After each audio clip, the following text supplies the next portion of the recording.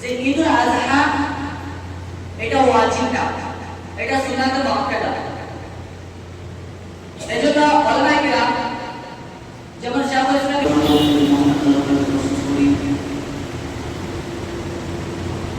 যিনি আমাদেরকে ঈমানের সাথে এবং ইসলামের সাথে যতগুলো ফিতনা ফাসাদ মুসিবত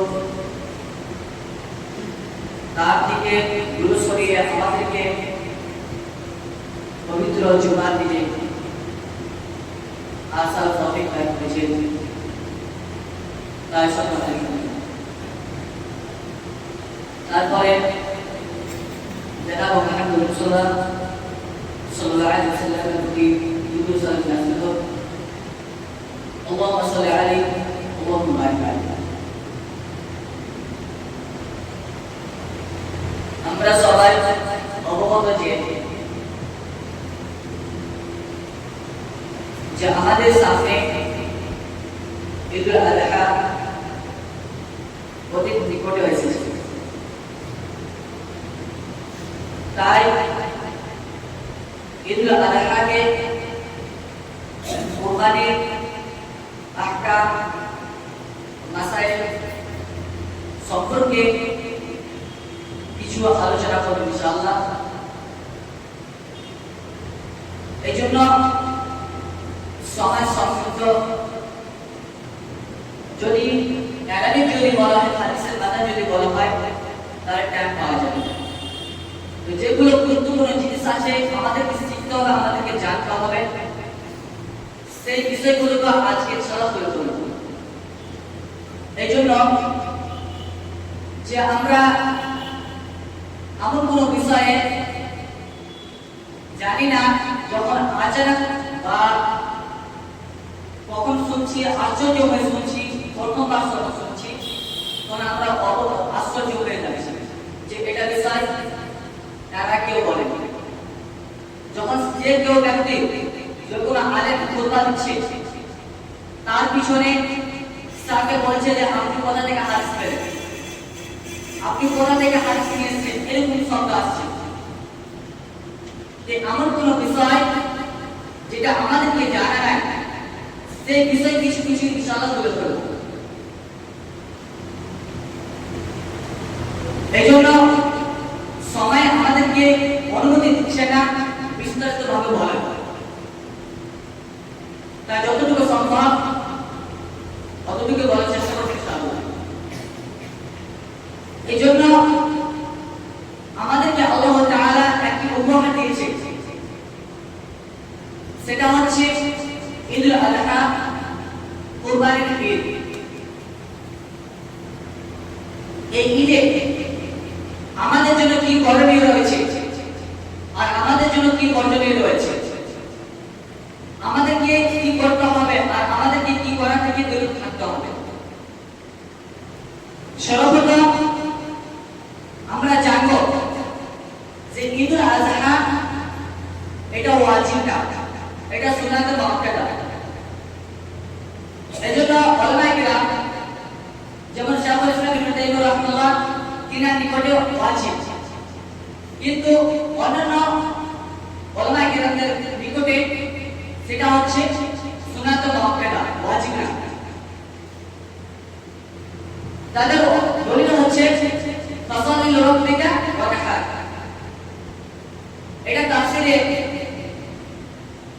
ইবনে আব্বাস রাদিয়াল্লাহু আনহু থেকে বর্ণিত, তিনি বলছেন যে এর অর্থ হচ্ছে, এর ব্যাখ্যা হচ্ছে যে ঈদের দিন অর্থাৎ ঈদের নামাজের সাথে সম্পর্কিত রয়েছে। ঈদের নামাজকে ফাসালি, এখানে ঈদের নামাজকে অন্তর্ভুক্ত করা হয়েছে, ঈদের সম্পর্কে বলা হয়েছে। তারপরে ওয়ানহার ঈদুল আযহা, যেটা কুরবানির ঈদ। তারপরে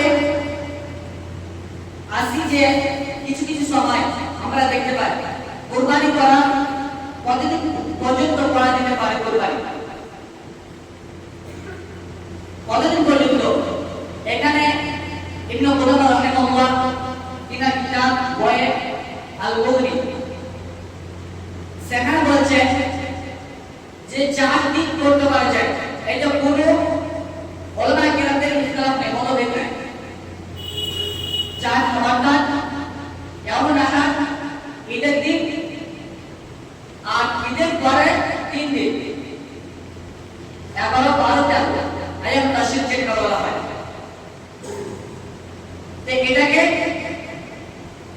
ঈদের যে কুরবানি করতে হবে আমাদের যে পদ্ধতি রয়েছে সেটা 3 দিন করা যায়। অর্থাৎ শেষ তার সময় হচ্ছে যখন আয়াম তাশরিক অর্থাৎ 13 দিন সূর্য ডোবার পর্যন্ত, সূর্য ডোবার আগে ইতিপূর্বে আমাদের করতে হবে। সূর্য ডোবার পরে যদি কেউ যদি কোরবানি করে তার কোরবানি যায়। আর দ্বিতীয় হচ্ছে যে আমরা কি রাতে করতে পারবো কুরবানি। এখানে ওলামা কিরাম যেমন ডক্টর হেসামউদ্দিন একটি রিসালা লিখেছে কুরবানির ব্যাপারে, আল মুফাসসাল ফি আহকামিল উযুহিয়্যা। শেখ মুহাম্মদ সাল্লাল্লাহু আলাইহি ওয়াসাল্লাম আহকামুল উযুহিয়্যা ব্যাপারে একটি কিতাব লিখেছে, বই লিখেছে। সেখানে তিনি বলছেন যে ওলামা কিরামদের মতভেদ রয়েছে, কিন্তু যেটা রাজা মত, যেটা সঠিক, সেখানে বলছেন যে রাতে কুরবানি করা যেতে পারে, কিন্তু এখানে কিছু সন্দেহজনক জিনিস থাকে। অর্থাৎ পশুকে যখন কুরবানি করা হয় তার কিছুটা বৈশিষ্ট্য রয়েছে, তাকে কষ্ট দেওয়ার থেকে আমাদেরকে দূরে থাকতে হবে। এজন্য বলা হাদিসে আছে যে ইন্নামা কানা লা ইয়াহসিনা আলা কুল্লি শাই ফাইদা কাদাতু মাসনুদিল্লা ওয়া ইদা দাবাহতু মাসনুদিবাহা ওয়া লিহাদা আহাদুম শাফাতু ওয়া লিহাদা দাহাতু। যে আল্লাহ তাআলা প্রত্যেকটা জিনিসের উপরে ইহসানকে ফরজ করেছে, ওয়াজিব করেছে। প্রত্যেকটা জিনিসের সাথে আপনাকে শ্রদ্ধা করতে হবে। এমনকি যতগুলো জিনিস আছে, জীব বলতে মানুষের যে জিনিসে আত্মা রয়েছে সেই জিনিসের উপরে আপনাকে কি করতে হবে, ইহসান করতে হবে, ভালো ব্যবহার করতে হবে। তো এখানে রাতে এই জন্য ওলামা কিরাম যেমন ইমাম আবু হানিফা রাহিমাহুল্লাহ তিনার নিকটে হারাম বলেছে, মাকরুহ বলেছে, ইমাম শাফিঈ নিকটে কিন্তু করতে পারা যায়, এটা জায়েজ। কিন্তু শর্ত হচ্ছে যেখানে আমাদের সন্দেহজনক থাকবে কিছু কথা, সেটা আমাদের বিরত করতে হবে। চতুর্থ হচ্ছে যে আমরা যখন কুরবানি করব তখন সর্বদা আমাদের জন্য প্রযোজ্য সেটাকে নিয়াত করা, নিয়াত করতে হবে। কেন নিয়াত করতে হবে? কখনো কখনো সময়ে আমাদের জন্য ছোট আমল সেটা বড় হয়ে যায় আমাদের নিয়াতের কারণে।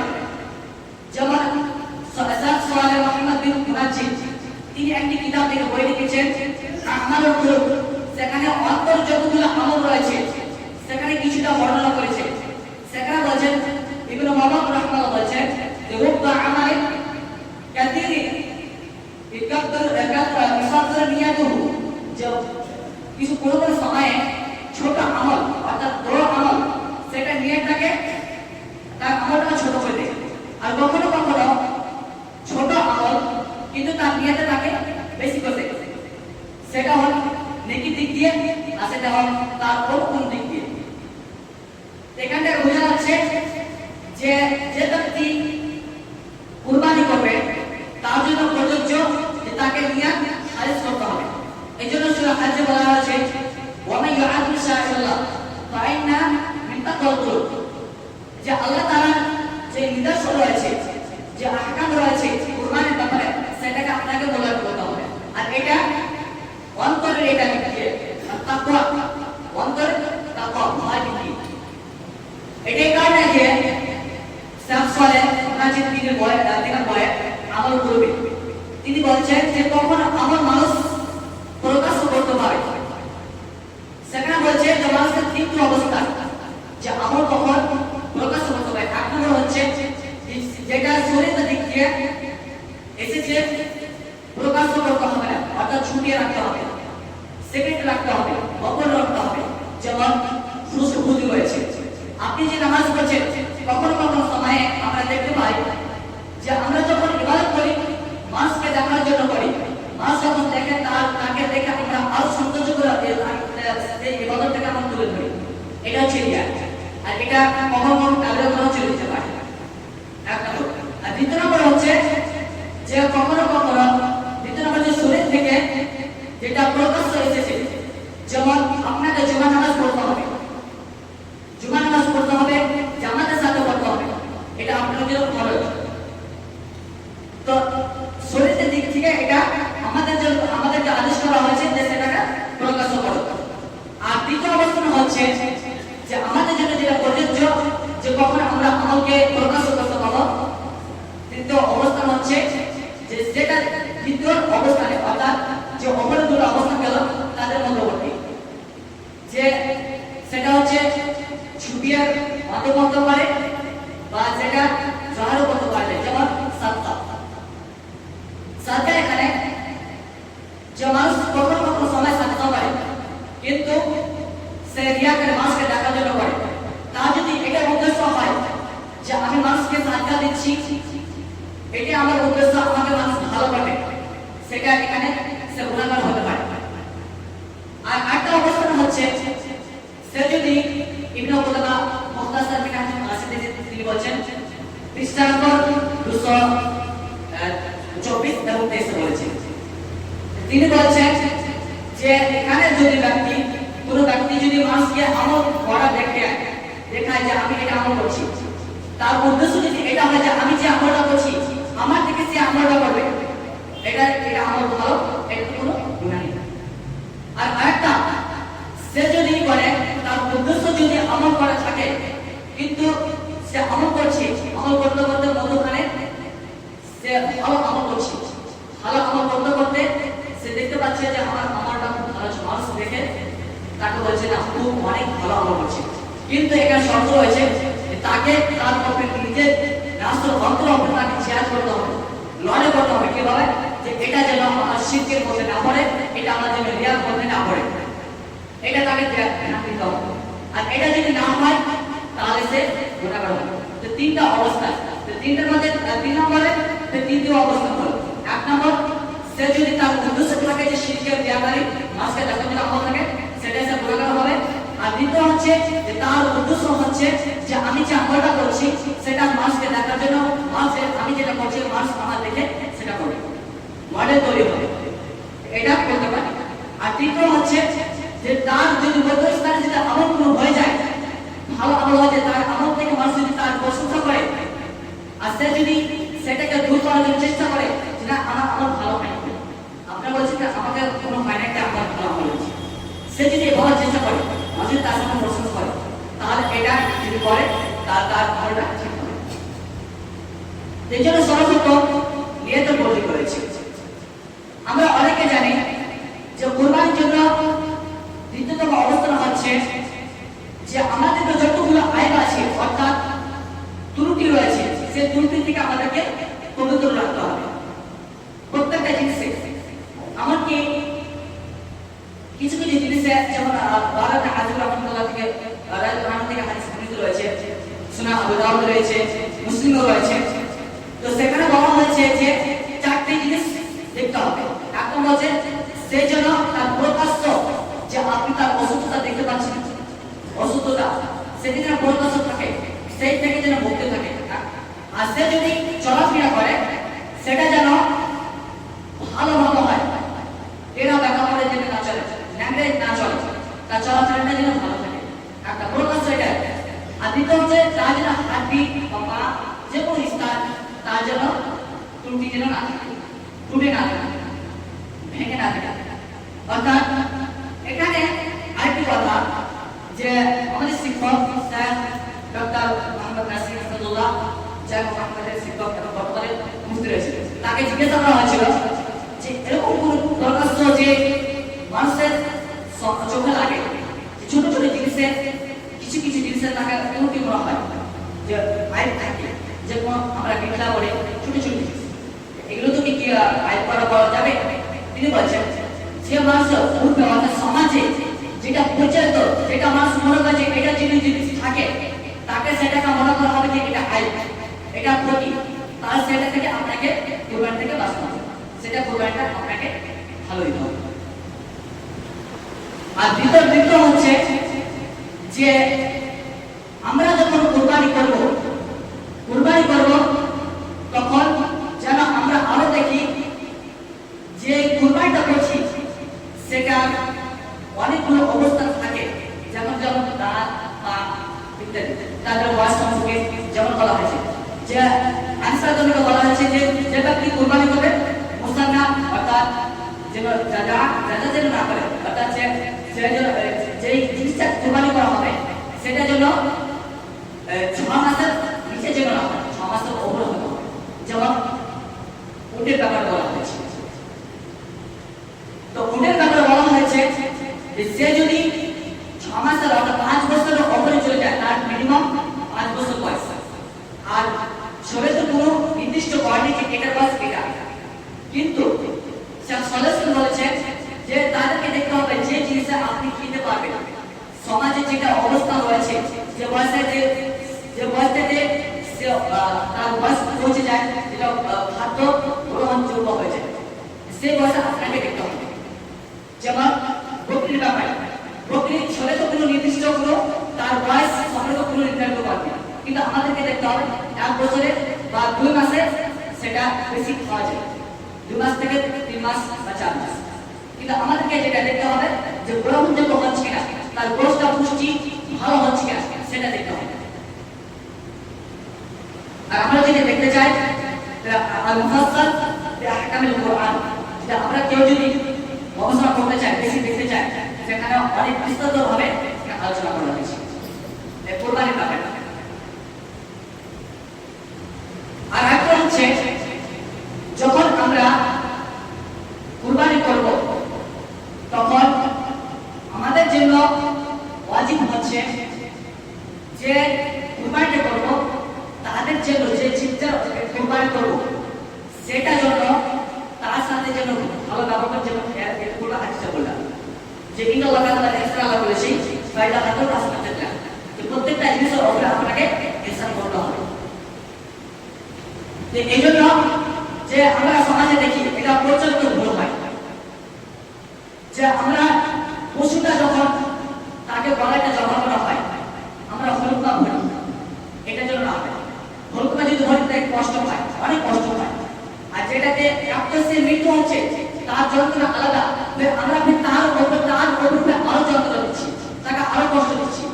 যেমন হলুক টাকা হয়, টাকার পরে সে কোচটা কেটে দেয়, পায়ের যে কুরবানিটা দেয় সেটা কোচটা কেটে দেয়, আমরা অনেকে দেখছি। একটা এত বড় জীব তার যে আত্মাটা যাচ্ছে, তার রুহটা যে যাচ্ছে, প্রবেশটা হচ্ছে, সেটা তো অনেক সময় লাগছে। আমরা 10টা মিনিট অপেক্ষা করতে পারবো না, 10টা মিনিট কেন অপেক্ষা করতে পারবো না? 10টা মিনিট লাগবে, 10 থেকে 15 মিনিট লাগতে পারে, এটাও তো আমরা অপেক্ষা করতে পারি না, আমরা বসে আছি, এটা তো কষ্ট হয়। এমনকি আর বাইন নবী শারাহ আল-বাকারি ইমাম নবী রাহমাতুল্লাহ যে 40টা হাদিস রয়েছে, তার হাদিসের ব্যাখ্যাতে এগুলো টাকা ব্যবসা আলাপ করেছি ফায়দা কত প্রশ্নতে এই হাদিসের ব্যাখ্যাতে তিনি বলছেন যে এমন কোনো কষ্ট যে জীবকে দেওয়া হয়, সে জীব এত মৃত্যু হচ্ছে হতে পারে তার কুরবানি গ্রহণযোগ্য নাও হতে পারে, এই কষ্ট কারণ। এটা আমাদেরকে খেয়াল করতে হবে যে আমাদের যে কুরবানিটা দিচ্ছি সেটা যেন অন্যদিকে না চলে যায়। এগুলো জিনিস কিছু আছে যেটা আমাদেরকে জানা দরকার। আর হচ্ছে যে কুরবানি যে আমরা প্রথমে কিনে রেখেছি 1 মাস আগে কিংবা 15 দিন আগে আমরা কিনে রেখেছি, রাখার পরে হতে পারে যে কিছু টাকা দেব, অল্প টাকাতে আমরা কিনেছি, কিন্তু আমাদের মনে হচ্ছে যে এটা থেকে আমরা আরো ভালো দিব, এটা কি পারা যাবে? এখানে একটি বিষয় হচ্ছে যে কুরবানি সে যদি নাজর মানতে করে থাকে, অর্থাৎ নজর মানে থাকে যে আমি এটা দিব, সেটা সে পরিবর্তন করতে পারবে না। যেমন ইমাম ইবনে কাদাম রাহিমাহুল্লাহ আল-বুখারীতে বলেছে যে সে পরিবর্তন করতে পারবে না। আর যদি অন্য কোনো জীব হয় তাহলে পরিবর্তন করতে পারবে। তো এইজন্য যে জবাহ করা কুরবানি করা হয় এটা 3 প্রকার। এক হচ্ছে যে কুরবানি যেটা আমরা আল্লাহর জন্য করি, এটা কুরবানি। দ্বিতীয় হচ্ছে যে আমরা যখন মেহমান আসে, মেহমানকে সম্মান করার জন্য আমরা কুরবানি করে থাকি, পশু হালাল করে থাকি, কিংবা যে কোনো জিনিস কুরবানি করে, অর্থাৎ গায়ও কুরবানি করা আলাদা ছিল।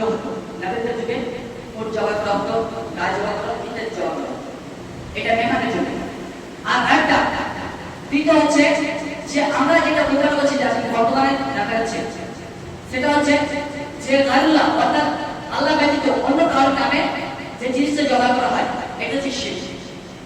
এটা শিরক আকবার হয়ে যাবে।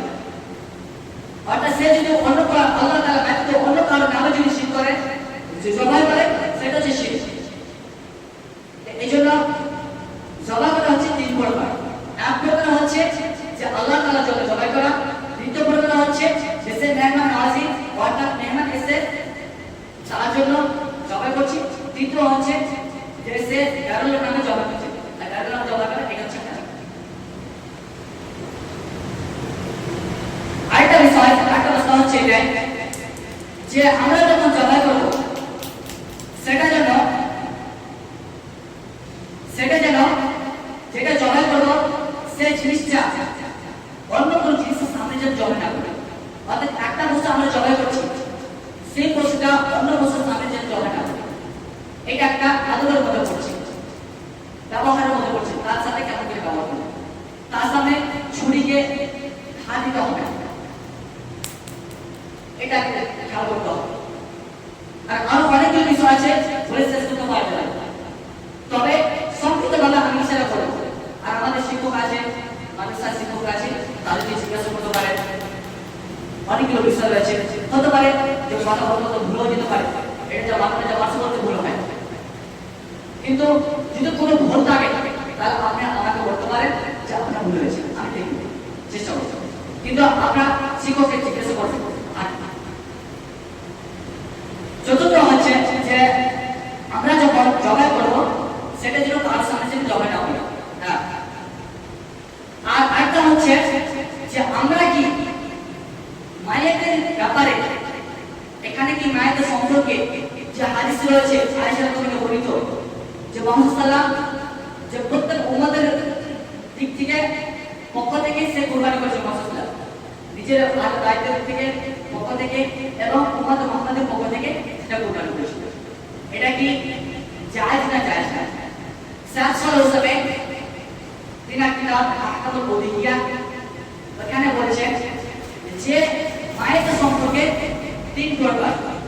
এক হচ্ছে যে সে যদি অর্থাৎ আপনি জীবিত আছেন আপনার সাথে সাথে তাকে নেকিতে শরীক করে, নেকিতে অন্তর্ভুক্ত করে। যেমন আপনি জবাই করছেন, কুরবানি দিচ্ছেন, তো আপনি বলছেন যে আমার এটা ভাই থেকে আমার এটা, তো আপনি এটাকে মানে আপনার সাথে শরীক করে নেকিতে, এটা একটা জায়গা। আর একটা অবস্থান হচ্ছে যে নির্দিষ্ট করে তার জন্য 7 সাল আত্মত্যাগ করা, নির্দিষ্ট করে 7 সাল আত্মত্যাগ করা। কিন্তু এখানে ওলামা কেন বলেছে মতভেদ রয়েছে যেহেতু, তো এখানে কিছু মতভেদ রয়েছে। তো সঠিক যেটা হচ্ছে যে আপনি করতে পারেন। অনেক ওলামা কেন যেমন শেখ আব্দুল্লাহ বিন সাইদ আলী মাহমুদ রাহমাতুল্লাহ এক বলে গেছে যে মায়েদের ব্যাপারে কুরবানি করতে পারা যায় কি যায় না। তার বইয়ের নাম হচ্ছে আল আকলিয়া ওয়াল আকলিয়া আলা আদামিল মাইতি উদহিয়া। এবার একটি বই লিখেছি, সেখানে অনেক বিস্তারিত ভাবে বলেছে, আপনারা দেখতে পাবেন। তো সঠিক হচ্ছে এটাই যে আপনি তার সাথে তার ব্যাপারে অর্থাৎ আপনি দান খায় করতে পারেন, সাদকা করতে পারেন। যেমনটা সাদকা করে নেকিটা পৌঁছায় সেভাবে আপনি তার কুরবানির ব্যাপারে যদি করেন, মানে তার কুরবানির সাদকা দাম যতটা রয়েছে তার ব্যাপারে যদি দান সাদকা করেন সেক্ষেত্রে তার কাছে পৌঁছে যাবে। আর দ্বিতীয় হচ্ছে যে সে আপনাকে মায়ের যে ব্যক্তিটা মারা গেছে সে আপনাকে ওসিয়ত করে গেছে যে আমি যদি মারা যাই তাহলে আমার জন্য কুরবানি করবে, এটা আপনাকে করতে হবে। কয়েকটা অবস্থান। তারপরে মাসলা আসছে যে আমরা কুরবানি যে করছি আমরা অন্য কোনো রাস্তায় পাঠাতে পারবো কিনা। এখানে ওলামা কেরাম এটাকে কেউ কেউ হারাম বলেছে, কেউ কেউ জায়েজ বলেছে। বেশিরভাগ এখানে ইবনে মনজুর রাহমাতুল্লাহ আর ইজমা নামের কিতাবে ইমাম আবু রাহমাতুল্লাহ থেকে ইজমা নকল করছে, সেখানে বলা হয়েছে যে এটা কেউ পাঠাতে পারবে না। কিন্তু সঠিক যেটা জুমহুর ওলামা কেরাম দিয়েছে সেটা যেটা পারে কিন্তু বেশি না, যে নিজের গাছকে বেশি দিতে হবে। আপনার যে প্রতিবেশী রয়েছে কেউ কুরবানি দেয় সেটাকে দিতে হবে, খেয়াল রাখতে হবে, আর সেটা দেখে আপনাকে দিতে হবে। আর আরেকটা মাসলা হচ্ছে যে আমরা কুরবানি করছি, কুরবানি করার পরে কেউ আবার গায়ও কিনছে, কিনে কুরবানি দেওয়ার জন্য নিয়ে আসছে, গায়ে যে নিয়ে আসছে সেটা দুধও হতে পারে, বাচ্চা থাকতে পারে, বা বাচ্চা যদি না থাকে তো বড় হওয়ার পরে সে দুধটা দিতে পারে, সে দুধটা দোহা যাবে কিনা, সেখান থেকে উপকারিত হওয়া যাবে কিনা। আহকাম মুফাসসালা আর মুফাসসাল আহকামের উল্লেখ থেকে এখানে শেষের দিকে রয়েছে যে এখানে উলামা কেরামদের মতভেদ রয়েছে, কিন্তু যেটা সঠিক হচ্ছে যে কেউ দুধতে পারবে না, অর্থাৎ সে এখান থেকে উপকারিত হতে পারবে না। যদি উপকারিত হতে চায় তাহলে যেই দুধটা করবে, গ্রহণ করবে, দুবে, সেটাকে সাতটা বলে দিতে হবে। এমনকি এখানে তার অনেকগুলি বাচ্চার ব্যাপার দেওয়া এসেছে, এবং কি তার যে বিলম্ব রয়েছে, চুল রোগানো রয়েছে, তার ব্যাপার রয়েছে। তিনটা বিষয় হচ্ছে যে একটি হচ্ছে লোম, আর একটি হচ্ছে দুধ, আর একটি হচ্ছে তার চামড়াটা বিক্রি করতে পারা যাবে। চামড়াটা যদি বিক্রি করেন, যেই পরিমাণ টাকাটা আপনি পাবেন সেটাকে আপনাকে সাহায্য করতে হবে।